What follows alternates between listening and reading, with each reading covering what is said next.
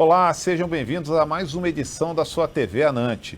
E hoje nós vamos conversar sobre trabalho em altura. E teremos 4 participações de especialistas. Vou pedir para o show abrir a tela. Vamos lá, sejam muito bem-vindos. Vou apresentar aqui o Dr. Josemar dos Santos Soares, está lá em João Pessoa, no estado da Paraíba.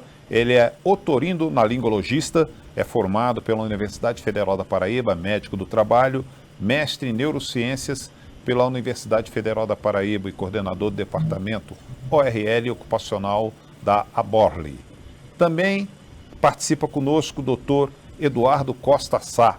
Ele está lá em Mato Grosso do Sul, é oftalmologista, doutor e mestre em ciências pela Faculdade de Saúde Pública da Universidade de São Paulo, professor adjunto da Escola Paulista de Medicina, Universidade Federal de São Paulo. Título de especialista pela Associação Médica Brasileira em Medicina do Trabalho pela Associação Nacional de Medicina do Trabalho, a nossa ANANTE.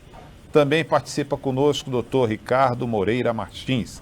Ele é cardiologista, está lá no Rio Grande do Sul. Tem a formação na Fundação Faculdade Federal de Ciências Médicas de Porto Alegre, residências em nefrologia na Santa Casa de Porto Alegre, cardiologia no Instituto de Cardiologia do Estado do Rio Grande do Sul, pós-graduação em Medicina do Trabalho pela Universidade Federal do Rio Grande do Sul e pós-graduação em Administração Hospitalar na PUC também do Rio Grande do Sul. Especialista em médico de Medicina do Trabalho, da ANANTE AMB, e vice-presidente sul da nossa querida ANANTE. E também participa conosco o Dr. Carlos Eduardo Alves Batista, neurologista, está lá em Fortaleza, estado do Ceará. Graduação de Medicina na Universidade Federal do Ceará, tem residência em Neurologia no Hospital de Clínicas de Porto Alegre e título de especialista em Neurologia na Academia Brasileira de Neurologia, médico plantonista, unidade de AVC hemorrágico do Hospital Geral de Fortaleza, analista perito judiciário da Medicina do Tribunal Regional Eleitoral do Ceará e é professor convidado na área de Neurologia do curso de pós-graduação em Medicina do Trabalho na Universidade de Fortaleza. Todos devidamente apresentados, sejam muito bem-vindos ao TV Anante. E a nossa metodologia de hoje vai ser o seguinte, nós temos aqui algumas perguntas e a mesma pergunta será respondida por todos, cada um, logicamente, na sua especialidade. Eu vou começar perguntando ao doutor Eduardo Costa, ele é oftalmologista, quais as queixas e sinais clínicos a investigar na sua especialidade? A palavra é sua, doutor. Boa noite a todos, agradecer na pessoa da doutora Rosilane Rocha, do doutor Francisco Fernandes, a minha participação aqui no videocast de hoje. A gente vai falar um pouco de oftalmologia e trabalho em altura, e respondendo a pergunta que o senhor Valdir passou aí para a gente, a primeira situação do trabalho em altura que envolve a oftalmologia é a condição de monocular. Tá? Então, a visão monocular dos seres humanos resulta da superposição quase completa dos campos visuais de cada olho, tá? E isso vai levar à discriminação da percepção da localização espacial de cada objeto em relação a nós observadores. Então, assim a gente vai entender que as pessoas que têm visão monocular têm menos acuidade visual quando comparada a uma pessoa que tem uma visão binocular, devido à soma dos dois olhos, que seria o chamado fenômeno de ser melhor visto em ambos os olhos juntos do que por apenas um deles. E isso causa uma diminuição importante na sua orientação espacial. Então, a visão monocular é definida como a perda de visão em um dos olhos permanentemente e que a pessoa que apresenta essa condição, consequentemente, pode apresentar perda da visão binocular de profundidade e um campo visual bastante reduzido. É com isso que a gente vai se preocupar no que se relaciona ao trabalho em altura e oftalmologia. Ok, muito obrigado, doutor. Vamos agora aqui ao doutor Josemar, tá? Dentro da sua área, essa mesma pergunta, doutor Josemar. Seja bem-vindo. Quais as queixas e sinais clínicos a investigar na sua especialidade? Boa noite a todos, é um prazer estar aqui junto com a ANANTE, agradeço o convite da doutora Rosilane e participar com os colegas dessa abordagem da trabalho em altura. E no que diz respeito à otorrinolaringologia, algo interessante a acontecer, a ser observado, as queixas são as tonturas. Ora, trabalho em altura acima de 2 metros de altura. Se um profissional relata para o médico do trabalho, relata para o otorrino, caso ele acompanhe a empresa ou oriente o setor de trabalho da empresa, que tem a tontura, tem que ser valorizado, porque pode ser uma queixa real e importante. Existe uma alta incidência de tontura que pode durar alguns segundos, minutos ou horas, tá? E tem que ser investigado, porque se houver a tontura, somente a queixa ou com exames alterados, esse trabalhador tem que ser afastado temporariamente de sua função, porque há alto índice de acidente a nível do Brasil. Tenho que lembrar a vocês que a força de trabalho importante no Brasil está na construção civil, e o índice de acidentes na construção civil por quedas em alturas, o índice de acidente por trabalho em limpeza de fachada de prédios é uma grande massa trabalhadora do Brasil. Então, o indivíduo que tem a queixa de tontura tem que ser investigado.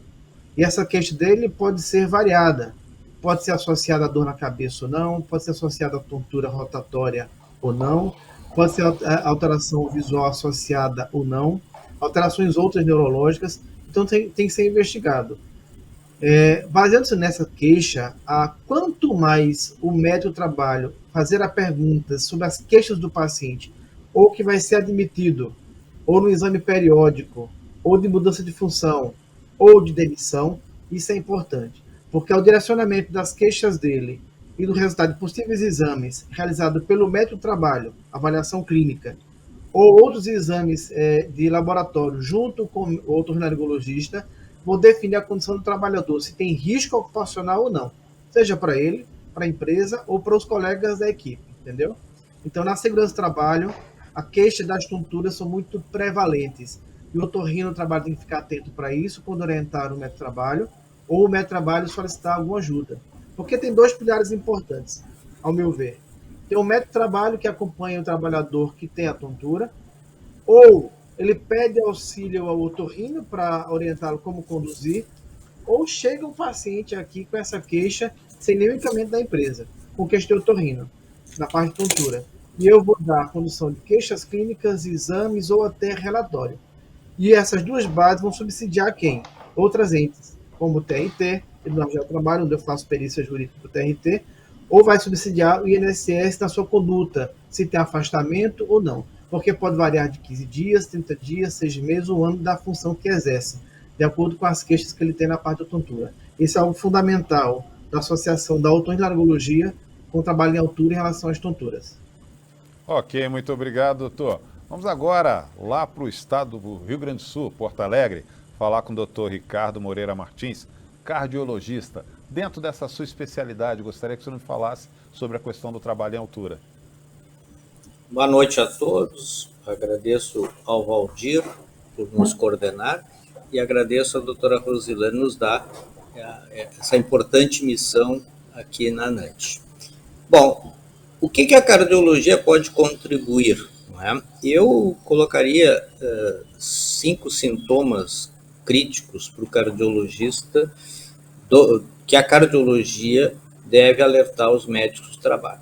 E nessa senda eu colocaria a tontura como o principal alerta para o médico do trabalho, né? E a tontura de origem cardiovascular pode ser uma tontura por hipotensão postural, por alguma vagotonia, não é? Indivíduos vagotônicos, não é? Pode ser por arritmias cardíacas, não é? Pode ser por flutuação da pressão, não é? E aí nós vamos ter que deslindar bem isso, não é? Se é um paciente que usa medicação antihipertensiva, que usa diuréticos, que usa vasodilatadores, que podem causar essas hipotensões, não é? Também a hipertensão, ou seja, a hipertensão mal controlada, vai dar tontura, não é? As arritmias supraventriculares, taquiarritmias, podem dar tonturas, bradiarritmias, no hipotiroidismo, o uso de beta-bloqueadores podem dar tonturas. Então, eu acho que o médico do trabalho começa por aí, na sua anamnese, o alerta para tonturas. O segundo, em importância, seria a queixa de dor torácica. E aí, o médico do trabalho deve elucidar se é uma dor tipicamente cardiovascular, relacionada a esforço, que dura alguns minutos e depois de suspenso o esforço ela desaparece em 10 minutos. Se é uma dor que está relacionada a fenômenos neurovegetativos associados, como sudorese, palidez, mal-estar, sensação de morte iminente. Não é?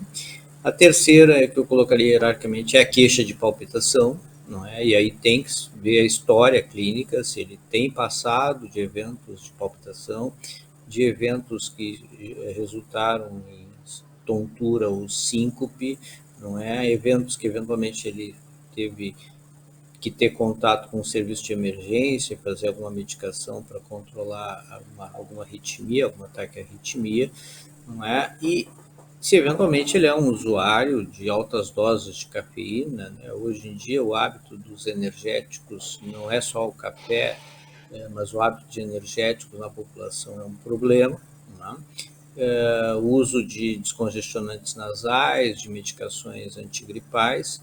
E aqui no Rio Grande do Sul nós temos, os cardiologistas não falam muito, porque parece que tem medo de falar, o chimarrão. O chimarrão tem muita cafeína e nos pacientes que ao longo dos anos eu faço mapa, eu peço para o paciente relatar se tomou café, se tomou chimarrão e pasmem vocês, depois de um chimarrão a pressão sobe tanto, mas muitas vezes mais do que após a cafeína.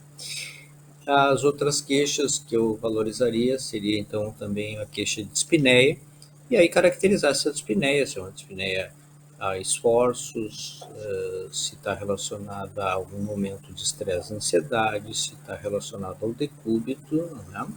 E também, em último lugar, eu valorizaria a queixa de edema. Se o edema é matutino, se é vespertino, e aí um bom exame físico para elucidar isso. Então, eu colocaria esses 5 sintomas como os principais alertas ao médico do trabalho para elucidar bem pela anamnese, não é? A clínica é soberana, nós temos, a medicina diz isso há séculos, né? E eu deixaria isso como contribuição nesse momento à disposição de vocês. Ok, doutor, muito obrigado. Saindo do Rio Grande do Sul, indo lá para Fortaleza, vamos ver quais as queixas e sinais clínicos a investigar em trabalho à altura com o neurologista, doutor Carlos Eduardo. Boa noite, doutor Carlos. Boa noite, Valdir. Queria também agradecer o convite da NANT, através da doutora Rosilane e do doutor João Marcelo. Realmente é um tema importante, tá certo? A questão da altura e os sinais e sintomas que a gente poderia pontuar na neurologia. Alguns deles, né, têm uma interface com os outros colegas, por exemplo, a tontura, no caso o otorrino e também com cardio. Muitas vezes o trabalhador ele vai citar a tontura como sintoma, mas a anamnese vai diferenciar bem o que ele quer dizer com essa tontura, né? Se é um rebaixamento de consciência, se é um sintoma vertiginoso. Então, eu concordo com os colegas quando eles dizem que realmente a anamnese aí é fundamental. Depois da tontura, eu acho que uma coisa importante a ser investigada, e é isso também dentro da anamnese, é se o paciente tem algum histórico prévio de crise ou evento que possa lembrar algo do cunho epiléptico.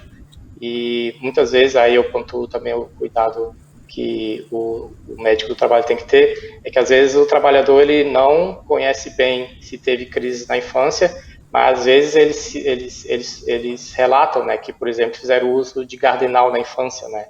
Então, isso aí já acende um sinal de alerta para você saber se ele teve alguma crise simples na infância ou se algo que possa ser melhor investigado na idade adulta. E, obviamente, né, se o paciente tem crises repetidas, ele vai se caracterizar dentro do diagnóstico de epilepsia. A gente sabe que a epilepsia realmente é uma condição que é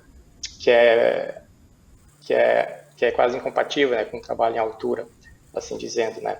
E os sinais e sintomas às vezes são sutis. É aquela despercepção, né? O paciente ele fica um pouco fora do ar. Então, investigar se existe algum evento em que a família relata em que ele ficou fora do ar, e se isso ocorre com frequência, né?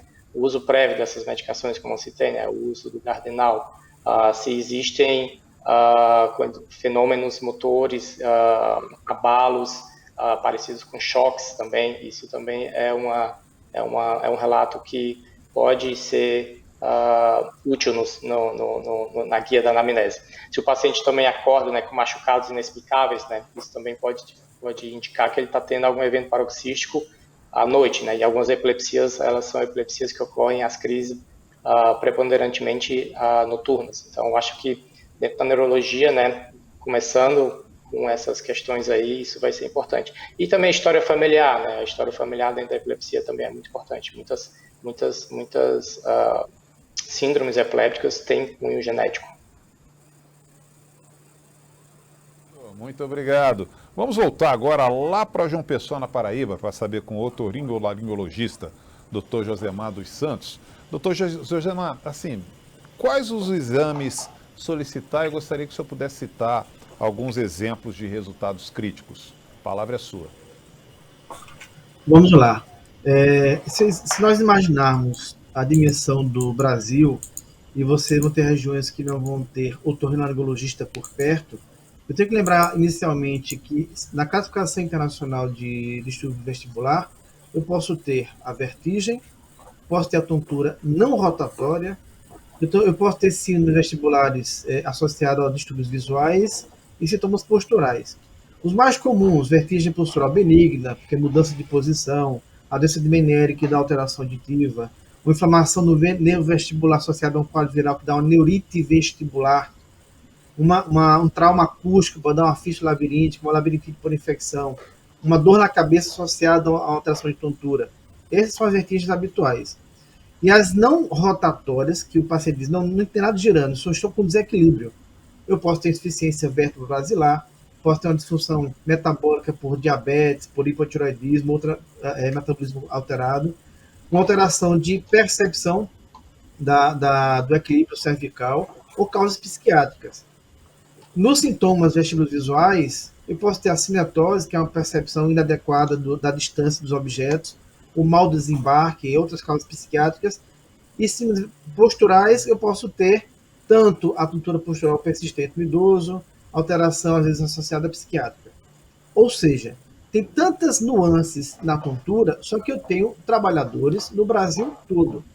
Se eu imaginar que o meu trabalho está lá no centro-oeste, norte do país, não tem um otorrinolaringologista, baseado na queixa da tontura do paciente, eu posso ter uma sensibilidade de 88% com a bateria simples de exame clínico, sem precisar de armamento, de exame de audiometria, vectorestratigrafia, posturografia, com uma avaliação neurológica, como o teste de Romberg, o paciente fica em pé, saber se tem equilíbrio ou não, adequado.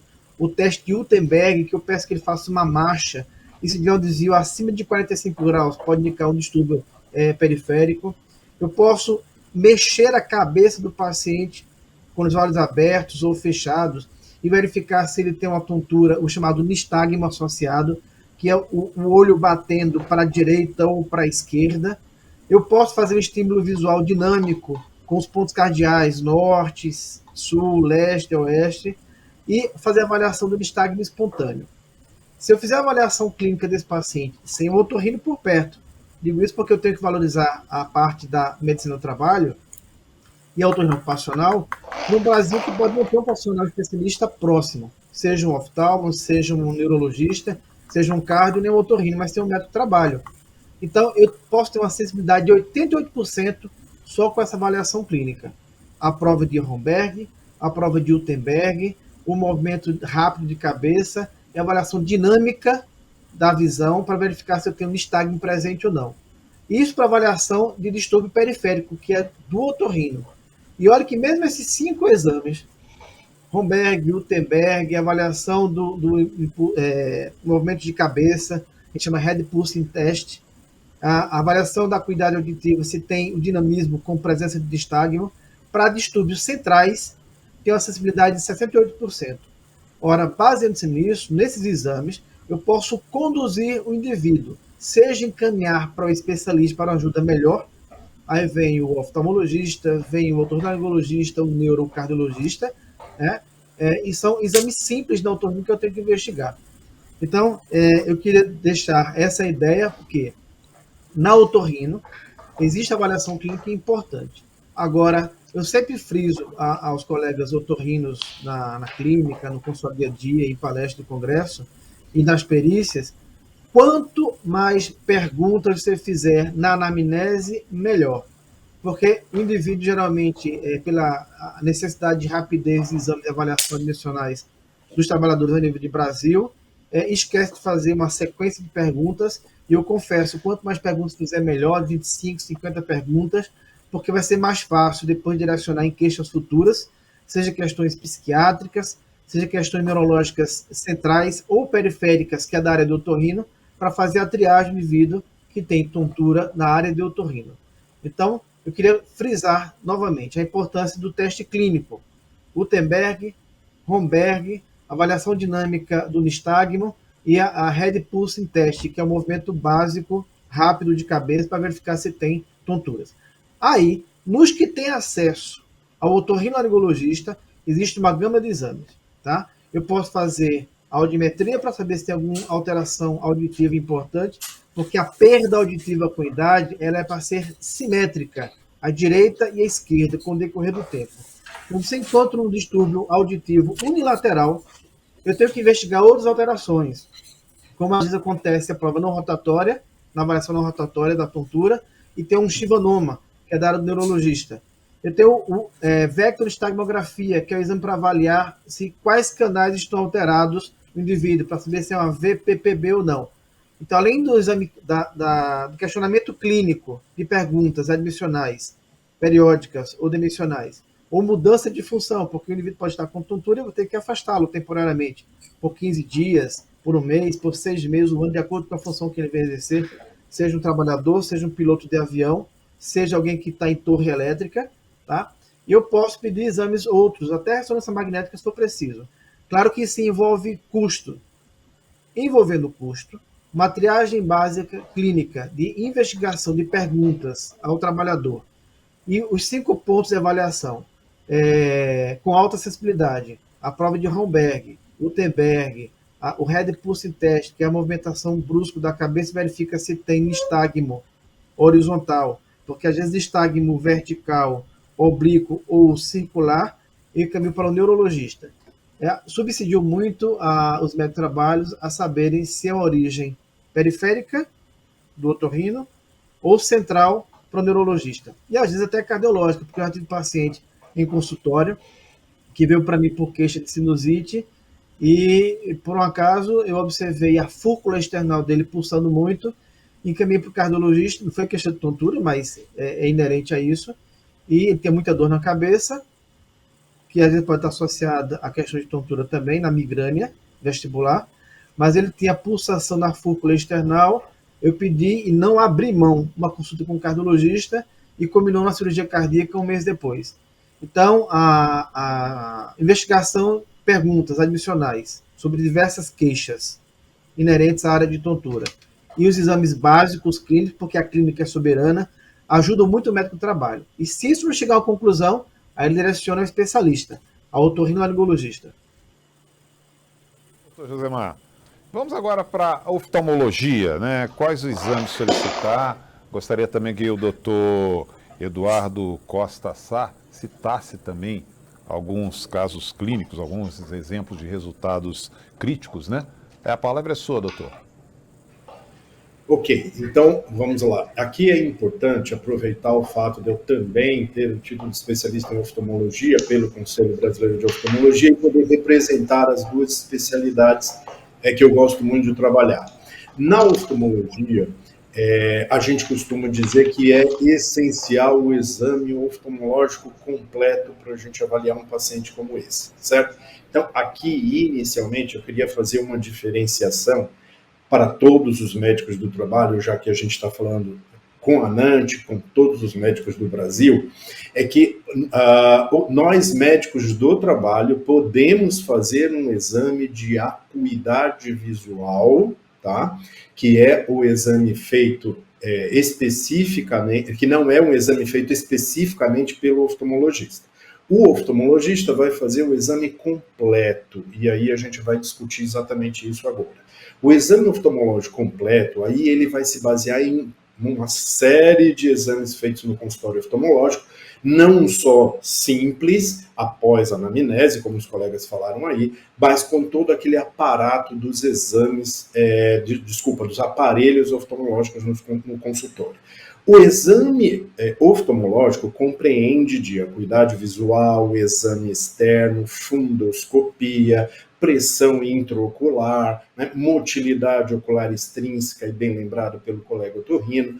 Mas o que acontece aqui? O exame oftalmológico é específico do oftalmologista. Mas o médico do trabalho e o Conselho Brasileiro de Oftalmologia admite que é muito importante que o médico do trabalho possa fazer a medida da acuidade visual no consultório da empresa, porque ele vai funcionar como uma triagem das patologias oftalmológicas e aí sim poderá ser necessário ou não uma avaliação do especialista. A medida da acuidade visual deve ser feita pelo médico do trabalho, e aí vamos dar alguns detalhes importantes na prática, sem perder muito tempo. Quando a gente está fazendo a medida da acuidade visual para longe, a gente deve fazer unilateral, tá? Então a gente deve fechar o olho esquerdo, fazer a medida da acuidade visual no olho direito, e depois fechar o olho direito, fazer a medida da acuidade visual à distância com o olho esquerdo. Bom, isso, se a gente tiver o ideal 6 metros de distância, né, que a gente costuma dizer que é o infinito do oftalmologista.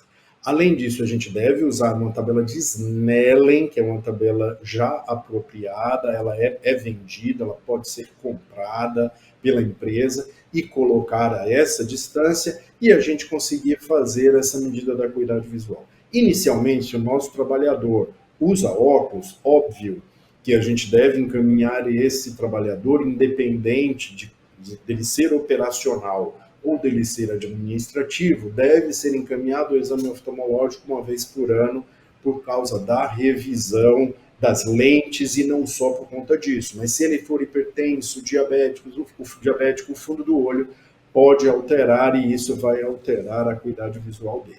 Então, a medida da acuidade visual deve ser feita pelo médico do trabalho no consultório da empresa de forma muito prática e muito rápida. Não vai perder muito tempo. Se o médico do trabalho tiver experiência com fundoscopia, tiver um aparelho, um oftalmoscópio direto, ele pode também fazer o exame oftalmoscópio direto e aí já vai encaminhar com um exame mais ou menos completo para o oftalmologista, né? Mas, enfim, voltando lá. Agora, se a gente aqui está discutindo a acuidade visual para trabalho em altura, é muito importante que fique claro que para o trabalho à altura, a acuidade visual e o campo visual são os dois exames mais importantes a serem avaliados.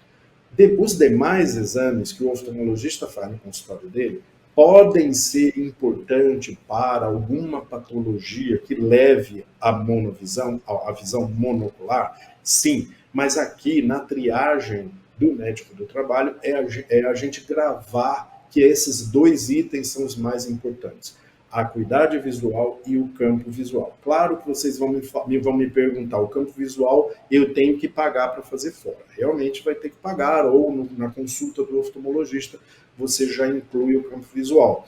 Mas com a alteração da acuidade visual, a gente já consegue fazer uma boa triagem para o trabalho em altura, tá? Então, a acuidade visual do trabalhador com óculos ou sem óculos, né, com lente ou sem lente, como a gente fala, com correção ou sem correção, para um trabalho em altura, o ideal é que ela seja acima de 0,5 ou 20/40 no melhor olho, com uma perda visual muito pequena, aproximadamente 16,4% de perda visual. Quando a gente fala em acuidade visual, é importante a gente lembrar que a gente fala assim, acima de 20/40, né, no melhor olho, ou seja, no melhor olho que ele enxerga, porque o outro ele é monocular, né? Então, o que acontece aqui? Ela não pode ser acima de 20/40. Né? Se ela for 20/50, 20/60, é porque ele já perdeu mais visão. Então, Acima de 20/40 significa que 20/40, 20/30, 20/25 ou 20/20, né? Então, o ideal para o trabalho em altura será acima de 20/40 no melhor olho. Agora, o monocular, o fato dele ser monocular, prejudica o trabalho em altura? Aí a gente pode ter duas respostas. Se ele for um monocular antigo, como a gente diz, de muito tempo, tá? Então ele tem uma ambliopia, ou seja, uma diferença de acuidades visuais do olho direito para o olho esquerdo muito grande, por conta, por exemplo, de um estrabismo desde a infância, ou uma sequela de trauma antigo num desses olhos, essa monocularidade prejudica menos o trabalho em altura. Por quê? Porque o cérebro já faz a correspondência visual, ele já está acostumado a fazer aquela correspondência visual, e aí ele não tem tanta dificuldade no trabalho em altura. Por isso, volto a falar o que os colegas relembraram muito sabiamente, a anamnese é muito importante. Porque se ele falar realmente na anamnese de um acidente com perda visual na infância ou há muito tempo atrás, isso já descarta um pouco a dificuldade do trabalho em altura por ele ser monocular. Porque o cérebro já começou a acostumar, ele já está mais acostumado àquela visão. Agora, se essa perda de visão foi recente, então, por exemplo, é alguém com diabetes, com hipertensão, então ele tem uma retinopatia diabética, uma retinopatia hipertensiva, né, já evidenciada no fundo do olho. Se ele já teve um descolamento de retina, um descolamento de vítreo, uma lesão de campo posterior, de câmara posterior do olho, mas também se ele teve um trauma recente na câmara anterior, um trauma que prejudicou a córnea, um trauma que prejudicou o cristalino, sim, e isso for recente, ele não tem essa correspondência por longo tempo. Tá? Então, isso, no momento, seria inviável a gente deixar ele trabalhar com trabalho em altura, mesmo que ele tenha uma visão de 20/40, 20/30, 20/25 ou 20/20. Essa correspondência cerebral é importante que ela tenha sido há muito tempo atrás. E agora, falando do campo visual, o que é importante a gente falar em relação ao campo visual? O campo visual a gente pode fazer no consultório da medicina do trabalho, até pode, de novo, tapando o olho e fazendo com o dedinho para ver até onde ele enxerga o dedo do médico do trabalho. Tá? Agora, sim, se ele tiver uma alteração de campo visual feita no consultório do médico do trabalho, de novo, e ele tiver um mínimo de visão periférica, numa isóptera horizontal, ou seja, no campo visual horizontal, maior do que 600 em cada olho, ou maior do que 120, pelo menos em um olho, aí já prejudica o trabalho em altura. Então, o campo visual ele deve ser solicitado desde o exame admissional, tá? E, óbvio, né, ser solicitado para os exames periódicos. Se no exame admissional ele já tem uma alteração como essas que eu falei, do campo visual horizontal maior do que 600 graus e em cada olho, ou maior do que 120 graus em um olho, aí a gente já percebe que vai ter uma grande dificuldade de trabalho no campo visual. Então, não esquecer, o médico do trabalho pode fazer tanto o exame de acuidade visual como de campo visual no seu consultório, vai funcionar como uma triagem, e isso é excelente para o oftalmologista quando ele vai pegar e já fazer um parecer mais especializado para o trabalho em altura. Ok, muito obrigado, doutor. Vamos agora para a cardiologia. Vamos ver quais os exames solicitar. Pergunta do senhor. Bom, eu selecionei aqui para citar 7 exames importantíssimos na cardiologia. Tá? Então, o padrão ouro da cardiologia é o eletrocardiograma. Tá? É um exame com alta sensibilidade e com especificidade razoavelmente boa. Né? Então, ele é o exame que regularmente se faz e também um raio-x de tórax, para ver tamanho do coração, circulação pulmonar. Então, esses 2 exames, eles já nos dão muita informação. Na sequência, eventualmente, o de repouso alterado, um eletrodesforço, uma ergometria. E ela, em sendo alterada, eventualmente, uma cintilografia miocárdica, ou de repouso e estresse, ou submetida a estresse medicamentoso, não é? Com diperidamol, adenosina. Também, em áreas endêmicas, aqui no Rio Grande do Sul, a gente tem, no passado, áreas endêmicas de doença de Chagas, né? Então, eventualmente, um eletro com um bloqueio de ramo direito ou uma história de exposição ao barbeiro, né, e eventual risco de ter adquirido doença de Chagas na infância ou adolescência, um exame de imunofluorescência IgG para Chagas. Então, esses seriam os 7 exames que eventualmente o médico do trabalho pode ter à mão para encaminhar.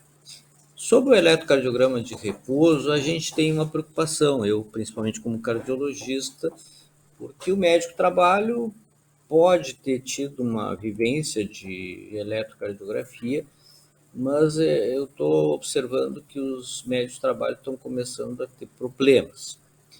Por quê? Um problema é a teleinterpretação. Hoje, aqui no Rio Grande do Sul, eu vejo o eletrocardiograma interpretado por um colega lá do Norte ou Nordeste. Provavelmente um do Norte e Nordeste vê um eletrocardiograma interpretado por um colega aqui do Sul. E não é diferente do eletrocardiograma feito numa clínica em que o cardiologista trabalha e fala com a técnica, e tem uma diferença, né? E a gente tem visto, nos últimos 10 anos, muitas interpretações que nos deixam com uma pulga atrás da orelha. E também essas interpretações, às vezes, estão tendo problema pelo uso de equipamentos, os novos aparelhos de eletrocardiógrafos, eles vêm com um algoritmo, não é? Que já dá a interpretação do eletro. E o que a literatura tem falado sobre esses equipamentos e essas interpretações de algoritmos validadas por sociedades internacionais, não é? É que esses exames, eles são muito... O computador, ele interpreta muito bem frequência cardíaca, espaço PR, espaço QT, alargamento do QRS, mas quando chega nas alterações da repolarização, o computador, o algoritmo pode errar, né? E eles citam na literatura que eles têm visto até quase 20 vezes mais falsos positivos e falsos negativos nas interpretações dos eletrocardiogramas realizados em computador por esses algoritmos. Então, esta é uma preocupação. Eu, como cardiologista, não tenho dificuldade, não é? Quando recebo essas interpretações, e às vezes coloco uma observação no exame, e porque eu interpretei como normal, ou eventualmente como um exame normal para o biótipo. Às vezes o computador não valoriza o peso, a altura, e a gente tem alterações de eixo e eventualmente até alterações inespecíficas da repolarização que estão relacionadas ao biótipo, não é? Então, essa é uma questão que eu tenho criticado, tenho conversado com alguns colegas, e acho que é um problema para o médico do trabalho não cardiologista. Então, esse médico do trabalho tem que ter uma clínica, um cardiologista de sua confiança para encaminhar o trabalhador para uma boa avaliação, não é? Então, citaria somente mais assim, no exame clínico, uma boa ausculta, eventualmente de carótidas, que eventualmente surpreenda algum sopro, uma ecografia, um ecodoppler de carótidas, né? Tá? Então, essa é a minha contribuição no momento e à disposição de vocês.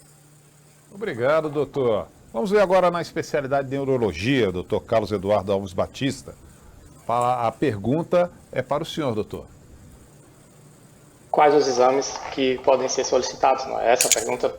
Certo, eu quais concordo... os exames a solicitar? E se o senhor quiser também citar alguns exemplos, né, de resultados críticos, fique à vontade. É bem interessante o ponto. ouvindo os colegas, né, o Dr. Josemar, o Dr. Ricardo, o Dr. Eduardo, a gente vê essa interface interessante, né, da neuro com cardiologia, da neuro com oftalmologia, né, com a neuro com otorrino. E não tem como, eu acho que começar essa sessão falando novamente da importância da anamnese e do exame físico, tá certo? Novamente, né, o paciente, às vezes, eles vão citar sintomas que podem levar a diferentes sistemas, tá certo? Muito embora eles estejam integrados, mas que você pode direcionar depois qual exame complementar você acha que vai ser mais adequado naquela situação. E como, por exemplo, o Dr. Josemar falou, né, através de um exame físico vestibular, né, os pacientes têm uma síndrome vestibular aguda, por exemplo, o HINTS, né, que pode ajudar muito a diferenciar, né, uma síndrome periférica, uma síndrome central, aí você já vai ver, nesse momento, se você vai aplicar, se vai ser uma neuroimagem ou se você vai para exames complementares mais da parte vestibular, né, vectordiagrafia e outros afins, tá certo? O doutor Eduardo Oftalmo citou, né, que é uma manobra simples de se fazer em consultório e não demora 15, 30 segundos, né, se você fizer, se já tiver uma experiência maior, tá certo? Então, a anamnese e o exame físico continuam sendo fundamentais. Em termos de exames complementares, eu vou pontuar alguns aqui, né, a gente vai citar alguns pitfalls, né, algumas armadilhas aí que podem levar a isso aí. Acho que, por exemplo, novamente citando, né, eu acho que a epilepsia seria uma condição bastante importante, significativa. A gente sabe que muitos colegas da medicina do trabalho gostam de pedir eletroencefalografia para aquele trabalhador que vai trabalhar em altura, né? Isso é necessário pedir todas as vezes, né? Talvez não, né? Talvez só a anamnese já possa ajudar. E quais são as implicações disso, né? Se você, tanto para um lado como para o outro, você pode estar enviesando a sua avaliação. Se o paciente chega sem nenhum sinal e sintoma e você já pede um eletroencefalo simplesmente porque ele vai trabalhar na altura, né? Você pode ter resultados falsos positivos, né? A gente sabe que existem vários achados focais que podem indicar um paroxismo, tá certo? Mas que o paciente não vai ter epilepsia, né? A epilepsia vai ser um diagnóstico eminentemente clínico. Então, você vai estar taxando aquele trabalhador como incapaz para trabalhar à altura, né? Sendo que na história clínica ele não tem nada que leve a pensar sobre isso, né? E o outro lado também é verdadeiro, né? O paciente, ele tem alguma coisa na anamnese, por exemplo, ele vai citar, eu tenho fenômenos, ele não vai citar dessa maneira, né, mas vão ser fenômenos desperceptivos, né, vão ser alterações da percepção, da interação, bruscas às vezes, tá certo, que pode indicar algo, por exemplo, como uma afecção no lobo temporal, e você pede o eletro, né, o eletro, nesses casos, pode até vir negativo, né, vir normal, até 50% dos eletros nos pacientes que têm epilepsia, os primeiros eletros especialmente, eles podem vir normais, né? Por isso que a gente às vezes repete o segundo e o terceiro. Então não tem como a gente enfatizar o suficiente o quão importante a anamnese e o exame físico vai ser ao guiar esses casos, né? Você determinar, né? Tanto na admissão missional como periódico, né? O doutor Ricardo, nosso colega cardiologista, citou a questão dos casos vasculares, né? E quando você começa a trabalhar você começa a examinar os trabalhadores que já começam a atingir a meia-idade, 30, 40 anos, começa a vir problemas que podem afetar a circulação cerebrovascular.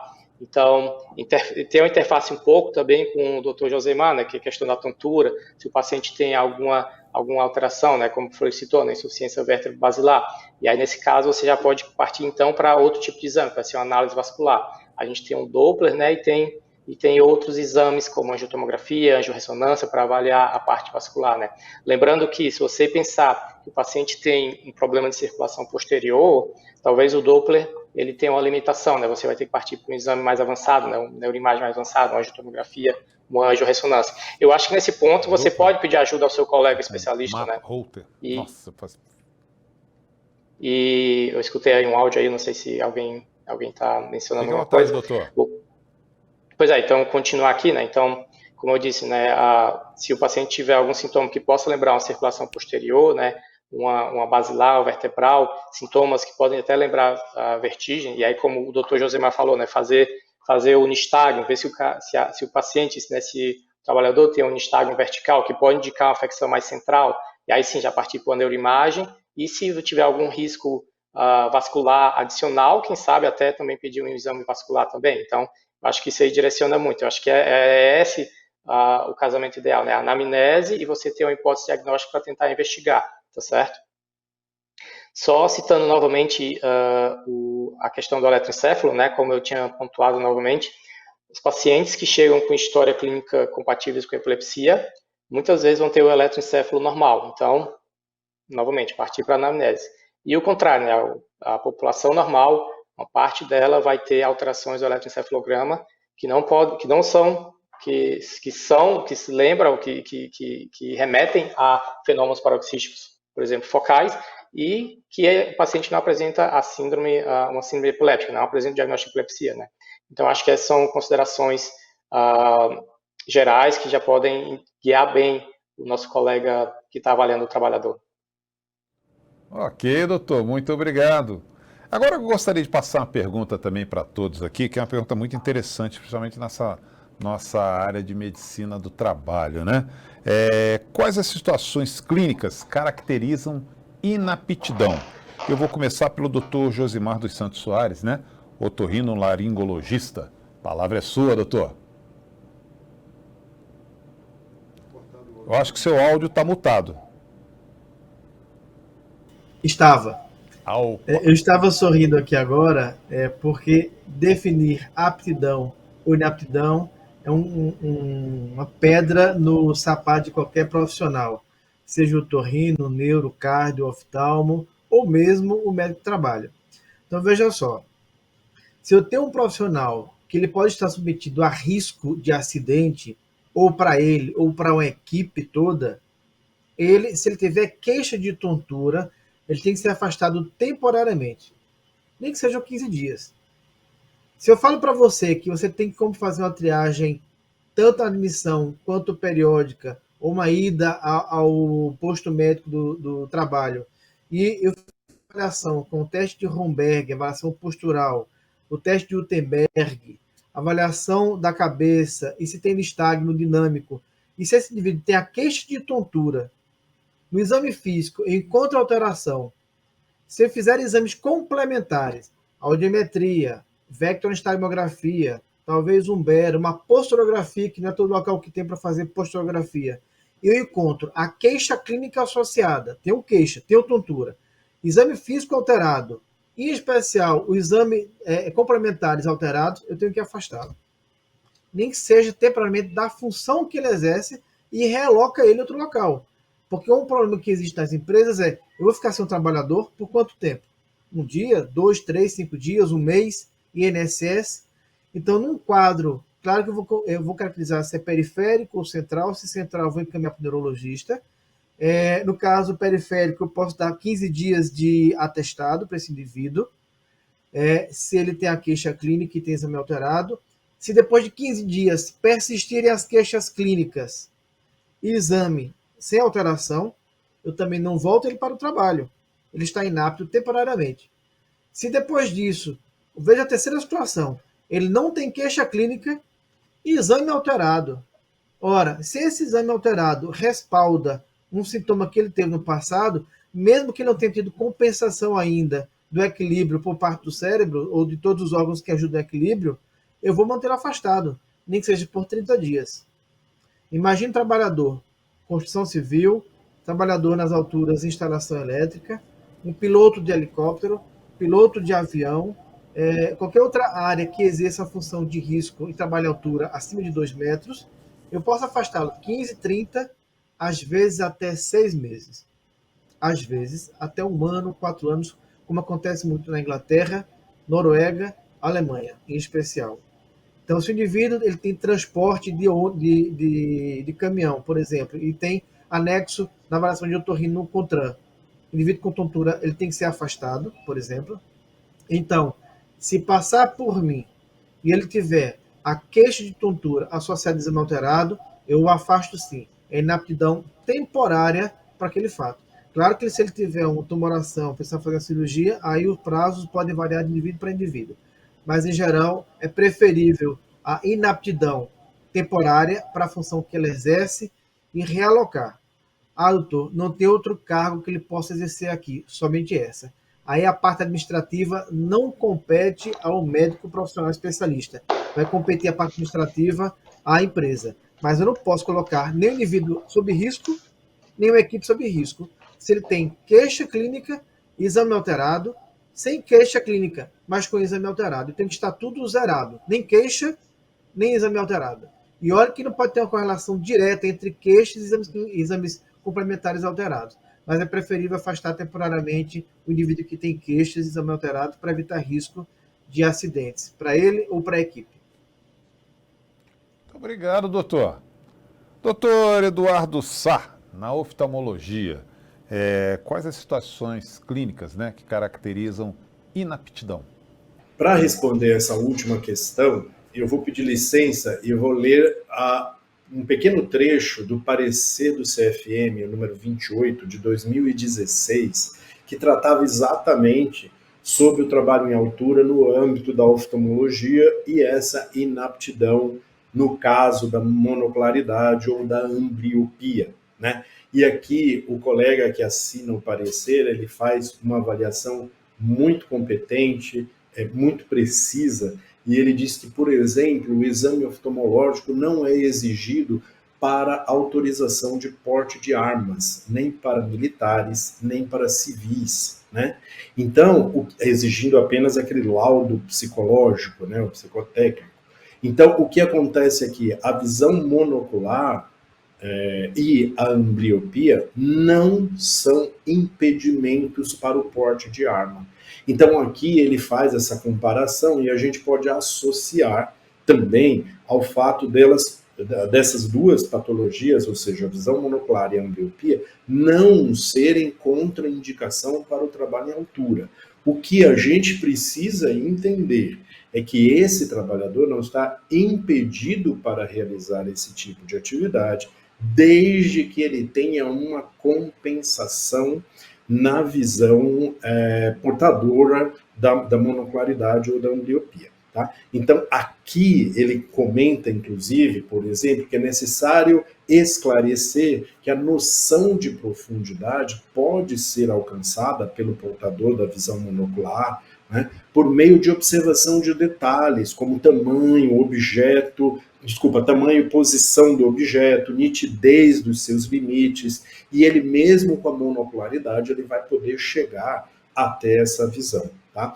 Vários estudos demonstram, inclusive, que as pessoas que têm uma monovisão têm perda de visão periférica, e aí aquela visão de longe, entre 10% e 20%.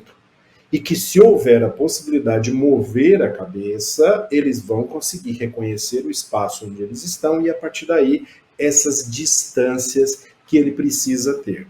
Agora, o que é importante a gente deixar claro aqui? Algumas ocupações realmente vão ser mais específicas, né? E o trabalho em altura é uma ocupação específica. Então, para finalizar em relação à oftalmologia e o trabalho em altura, é ideal que a gente tenha a medida da acuidade visual e o campo visual, como a gente falou inicialmente, né? Se a gente tem dúvida, encaminhar para o oftalmologista, lembrando que o oftalmologista vai fazer um exame específico e vai encaminhar para o médico do trabalho um parecer de especialista, né? Não é ele exatamente que vai definir quem vai trabalhar em altura ou não. Essa decisão é do médico do trabalho em conjunto com o parecer oftalmológico. Mas, para deixar claro as medidas que são importantes, né? Então, medida de acuidade visual, como a gente falou anteriormente, ela tem que ser com correção ou sem correção, ele pode não usar óculos, né, ou não usar lente, mas com correção ou sem correção, sempre acima de 0,5 ou 20/40 no melhor olho, com uma boa percepção visual neste melhor olho, no olho que ele realmente enxerga. Né? Então, 20/40, 20/30, 20/25 ou 20/20, que seria a visão ideal no olho bom. Né? E a medida do campo visual, a visão periférica na isóptera horizontal, ou seja, na visão horizontal na medida do campo visual, até 600 graus em cada olho ou 120 graus em um olho, que é o olho bom. Né? Espero poder ajudar, continuo à disposição da ANAT. Ok, doutor. Vamos lá. Na cardiologia, doutor Ricardo Moreira Martins, quais as situações clínicas, né, Então, que caracterizam a aptidão? Eu vou começar colocando uma pedra no sapato, não é? Nós temos dois tipos de exames, né, assim, críticos nessa questão de inaptidão. O exame admissional e troca de função versus o exame periódico. Então, aquele trabalhador que já está na empresa, contratado, que vem fazendo até atividade em altura e daqui a pouco sofre uma intercorrência de saúde que o impossibilita de continuar o trabalho em altura. Na grande maioria das empresas, a gente consegue fazer uma mudança de função, uma adaptação, não é? Temporária ou definitiva. Mas o problema é a perda de uma chance desse indivíduo de obter um emprego, um salário ou uma promoção na empresa.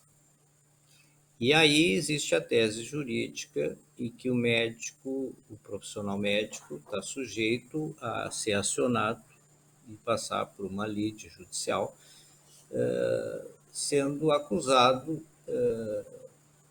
de que não permitiu a progressão ou a admissão daquele indivíduo e ele teve um prejuízo pecuniário.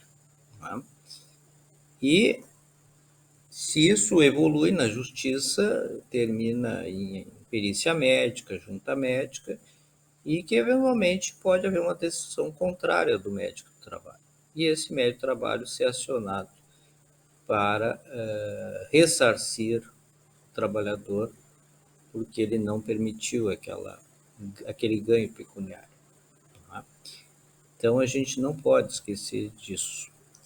E aí, uma das estratégias que eu uso é realmente comunicar ao indivíduo que naquele momento ele não está apto, que o processo tem que ser suspenso naquele momento, e dou um encaminhamento para o seu médico, assistente ou especialista, e coloco ali que o médico deve se posicionar e basado em exames complementares, não é? E no futuro esse trabalhador então trazer um laudo que pode ser favorável ou não a essa atividade de risco. Então essa é a pedra no sapato que eu vou colocar de vocês. E que é uma discussão há muitos anos se coloca inapto ou não se coloca inapto num ASO, um atestado de saúde ocupacional. Claro que essa é uma outra discussão, mas eu acho que ela vale a pena ser lembrada nesse momento. Então, assim, na cardiologia, a hipertensão de difícil controle, que pode ser voluntária por o funcionário não fazer dieta adequadamente, não controlar peso, não tomar medicação regularmente, esse é um problemão, né? Os pacientes que tiveram infarto agudo do miocárdio e depois de 3 a 6 meses tem que avaliar a função cardíaca, risco da fração de ejeção, e se tem arritmias ou não depois desse infarto. E nós temos os valvulopatas, não é? Os não protetizados, eles vão ter uma classe funcional que pode limitar ou não a atividade. E os protetizados aí tem uma limitação que nas próteses metálicas o uso de anticoagulantes potentes, não é? Aqui na Sogante, há uns 10 anos atrás, a gente trouxe um cirurgião cardiovascular famoso aqui, o Dr. Fernando Lucchesi. Eu pedi para ele falar sobre a atividade e aptidão dos protetizados que usam anticoagulante. E nessa reunião da Sogante ele foi categórico, ele disse, olha, protetizados valvulares que usam anticoagulantes não podem ter atividades de risco. Não pode ser piloto de avião, não pode ser condutor de trem, não pode ser motorista de caminhão, não pode ser operador de máquinas perigosas e, por consequência, também não deve ter atividade de risco como trabalho em altura, não é? Por quê? Porque num acidente esse trabalhador pode ter um desfecho hemorrágico dramático e irreversível. Então, aqui é um problema. As miocardiopatias, né, dilatadas a gente tem que avaliar também a função cardíaca e ver qual é o grau, se haverá limitação ou não. As miocardiopatias hipertróficas, não é? Obstrução de saída de ventrículo esquerdo, que funciona quase como uma estenose aórtica e pode chegar a gradientes elevados que podem levar a síncope, não é? E mal súbito. Não é? A comunicação interatrial cada vez mais tem sido presente os diagnósticos, não é? Em pessoas adultas e que têm um AVC isquêmico transitório. E às vezes o achado da comunicação interatrial é casual, um exame de rotina, um ecocardiograma, ou porque o paciente teve um sintoma. Então é um alerta que temos que ter, né? Pacientes portadores da arritmia, já falamos bastante, a hipertensão pulmonar também avançada, com insuficiência cardíaca, trazendo limitação.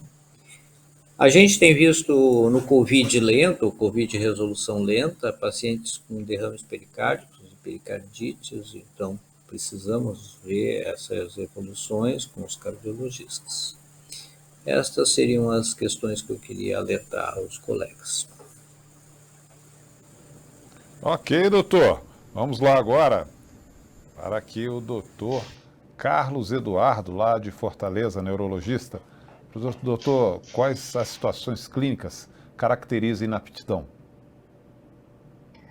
Ok, Valdir. Antes de só pontuar essa questão, eu queria apenas voltar um pouco só no tópico anterior, porque eu acho que é importante esse ponto. E à medida que a gente vai conversando com os seus colegas, a gente acaba se empolgando, né? Então gera muita empolgação nesse ponto aí. Com o que o doutor Ricardo ele citou, né? A questão do cuidado que você deve ter com os exames complementares, aquele eletrocardiograma que vai ser interpretado à distância. Eu acho que isso tem uma correlação muito grande com o que a gente vê na neurologia em relação ao eletroencefalograma. Como eu pontuei, né? Não necessariamente você tem que pedir o eletroencefalograma, né? Para os trabalhadores que vão exercer sua profissão em alturas, mas se eventualmente você achar necessário, eu acho que é interessante e recomendaria que você conheça a pessoa que vai estar laudando esse exame. Por quê? Porque existe um grau de complexidade na interpretação do eletroencefalograma que, com certeza, a experiência é um fator importante, né? E só para vocês terem ideia, às vezes até com pessoas experientes, a concordância dos achados, ou seja, vamos dizer que eu tenho um determinado achado no eletroencefalograma, a concordância entre profissionais especialistas, neurologistas, dentro da encefalografia, a concordância às vezes pode até ser considerada baixa, né? Às vezes em alguns casos baixa tanto até 50% ou 60%. Então, assim, é o cuidado que você tem que ter, especialmente quando você está avaliando esse paciente em relação à aptidão. Então, eu queria apenas pontuar isso aí que vai ao encontro do que o Dr. Ricardo mencionou. E a questão que é inaptidão, eu vou também corroborar com o que o colega pontuou, não sei se da frente foi o Dr. Eduardo ou se foi o Dr. Josimar, a questão da inaptidão é uma palavra forte, né, você citar para um trabalhador. Então, realmente, você tem que ter cuidado na avaliação, e aí eu acho que vale a pena relembrar, né, a questão da anamnese e do exame físico. Se aquele paciente, se ele tem achados na anamnese que pode remeter a um quadro, por exemplo, de crises focais, por exemplo, né?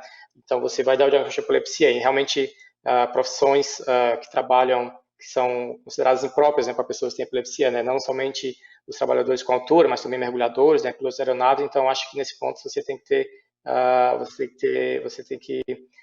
ser bem cuidadoso, cauteloso, tá certo? Eu acho que lembrando a população agora que também está perto dos 30, 40 anos, já vai começar uma faixa que tem fatores de risco vasculares, né, cardíacos, cerebrovasculares, né, você tem que tomar cuidado em relação aos pacientes que está tendo também, como o Dr. Ricardo mencionou, né, ataques isquêmicos transitórios, né, então são situações que precisam ser avaliadas, então se o paciente tem fenômenos focais transitórios, com certeza isso aí é um fator que tem que ser afastado, o trabalhador ser melhor avaliado, e aí novamente, né, pedir a ajuda de um especialista para avaliar com você também, tá certo? E a partir do momento que você tem uma estimativa do risco, né, se o paciente está optimizado, né, e aí eventualmente liberá-lo para retorno ao trabalho, né? Então, assim, só resumindo, eu acho que a condição realmente maior que pode, já que a gente está falando de trabalhos em alturas, né, a condição assim mais proeminente, né, dentro da neurologia seria realmente a epilepsia, né, que aí nesse caso é um risco muito grande, né? Mesmo que às vezes aqueles pacientes tenham controlados, né? Às vezes podem haver escapes, então você tem que tomar muito cuidado na hora que você vai eventualmente liberar esse trabalhador para a profissão. Acho que isso aí resumiria bem esse aqui no primeiro momento. É isso aí. Agradeço muito, muito. Foi hoje essa perfeita junta médica que participou conosco aqui nesse programa, um programa de muita valia. Nós estamos chegando ao encerramento desse programa e, logicamente, eu não vou encerrar sem as nossas considerações finais, começando pelo Dr. Josemar. Dr. Josemar, muito obrigado pela sua participação. A palavra é sua, suas considerações finais. Eu agradeço a todos pelo convite, a doutora Rosilane, a ANANT, com quem a Associação Brasileira de Otorrinolaringologia tem muito afim, que trabalha com frequência em conjunto. Se houver oportunidade, eu quero, já que é um programa para o Brasil todo, e nessa parte da medicina do trabalho que é importante, da importância da especialidade do otorrino, do oftalmo, do neuro, do cardiologista, nós tivemos um livro que foi publicado, houve um pré-lançamento no Congresso da ANANT, houve um lançamento no pré-congresso de perícias médicas em Aracaju, um pré-lançamento, e teve o congresso da ABOL em Porto Alegre, e nós lançamos um livro voltado nessa área da otorrinolaringologia ocupacional. Então, é um livro bastante abrangente, eu sou dos organizadores e tem a parte de publicação também de capítulos, onde tem abordagem exclusivamente da otorrino ocupacional, questões éticas e jurídicas. Então, é importante porque auxilia médicos do trabalho, peritos, juízes, advogados, otorrinos ou as áreas médicas, fonoaudiólogas também, que venham trabalhar em conjunto nessa parte ocupacional. Então, eu agradeço muito o convite para falar sobre trabalho em altura, a importância da otorrinolaringologia na avaliação do risco para acidentes associado a tonturas, e realmente o profissional médico do trabalho, no Brasil todo, que é quase um continente, que não tem um especialista próximo, eles se fizeram uma boa anamnese com uma sequência de muitas perguntas, e olha que isso é importante no trabalho do risco de altura, e se fizer uma avaliação com exame clínico, prova de Romberg, postural, prova de Ottenberg, para avaliação do equilíbrio dinâmico, se tem nistagmo importante, ele já faz uma triagem sem precisar inicialmente pedir exames complementares. Caso encontre alteração, afaste, evite o risco e encaminhe para o especialista, o otorrinolaringologista. Agradeço a todos e a colaboração dos colegas da cardio, oftalmo e da neurologia. Ok, muito obrigado, doutor Josemar. Doutor Eduardo Sá, muito obrigado pela sua participação. A palavra é sua, suas considerações finais. Ok, agradeço mais uma vez a ANANT, na pessoa da doutora Rosilane, poder participar aqui com vocês, esclarecer alguns pontos mais básicos, né, da oftalmologia relacionada ao trabalho em altura para os médicos do trabalho do Brasil inteiro. Gostaria de valorizar, de enaltecer o livro aí que o doutor Josemar apresentou. Eu tive o prazer de ser autor de um dos capítulos, eu acho que vale a pena realmente para o médico do trabalho ter como uma referência, não só, como ele falou, não só em relação ao otorrino, mas em relação à vida diária das alterações jurídicas aí que o médico do trabalho é imposto, né? E me colocar à disposição, a ANANT tem todos os meus contatos, tem alguns colegas não oftalmologistas que têm muitas dúvidas e que escrevem para mim via WhatsApp, via e-mail, eu me coloco à disposição via ANANT, com toda a satisfação, com todo o prazer de poder esclarecer aí o melhor da oftalmologia dentro da medicina do trabalho que eu possa ajudar na minha humilde participação. Muito obrigado a todos. Obrigado, doutor. Doutor Ricardo Moreira Martins, muito obrigado pela sua participação, suas considerações finais. Bom, eu vou reiterar a questão de que a clínica é soberana, né? E eu acho que sempre cabe uma autocrítica. Não é raro, ao examinar bem um paciente, mandar tirar a camisa, mandar baixar a calça, uma senhora levantar um pouco a blusa, levantar um pouco a saia até o nível do joelho, para examinar, procurar examinar bem, né? E volta e meia diz, faço exame em empresas há muitos anos e perguntam como é que eu estou, e medem minha pressão e me liberam em 3 minutos. Então, eu estou sempre batendo nessa tecla, porque eu também aqui sou diretor de exercício profissional da Associação Médica do Rio Grande do Sul, e já tive a oportunidade do colega da Bramet aqui pedir para mim um fórum da Sociedade de Trânsito, da Medicina de Trânsito, preocupado com os exames também nos CFCs, em que os exames são muito sumários. Então, a clínica é soberana. Nós devemos fazer uma anamnese bem feita, prestando atenção aos detalhes, perguntando detalhes, registrando tudo, tá? Prontuários com registro de tudo. Não é até coisas que vocês acham que não é muito importante, mas registrem, não é? E examinem os pacientes, não é? Eu sempre conto daquele trabalhador que não queria tirar a camisa, bom, então o senhor não vai ser admitido se não tirar a camisa. E quando tirou a camisa, ele tinha uma esternostomia imensa, não é? Porque eu ausculto depois de pedir para ele tirar a roupa, não é? E, claro, quando eu fui auscultar, tinha um clique, não é? E foi um problema, não é? Então, eu queria sempre lembrar os colegas de que a clínica é soberana, uma boa anamnese, um bom exame físico, tirando a roupa do paciente, examinando bem. Sempre é de bom alvitre, não é? Para não ter surpresas desagradáveis, não é? Obrigado pela oportunidade, não é? Foi um prazer estar aqui com os colegas, não é? E ajudar a NANT no seu crescimento científico. Boa noite a todos. Muito obrigado, doutor Carlos Eduardo, obrigado muito por a sua participação. Suas considerações finais. Obrigado, Valdir.